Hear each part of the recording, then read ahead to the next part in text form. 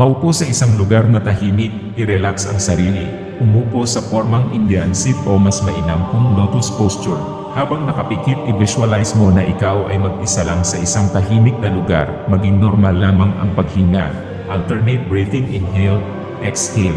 Kung na-visualize mo na mag-isa ka sa isang lugar na tahimik, i-visualize mo naman na ikaw ay nasa kabubatan, na kung saan nadarama mo ang sariwang hangin, at ang ganda ng kapaligiran nito. Patuloy lang ang normal na paghinga. Inhale, exhale.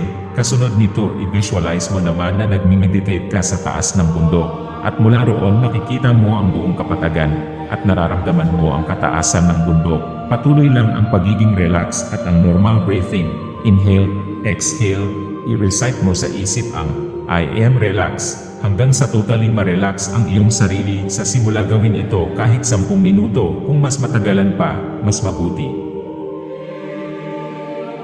I am relaxed ang magsisilbing mantra ng ating meditation for simplicity. Pero kung meditation practitioner kayo, pwede niyong gamitin ang mantrang alam mo, or kung spiritual ka, pwede mong gamitin mantra ang name ng Diyos na alam mo.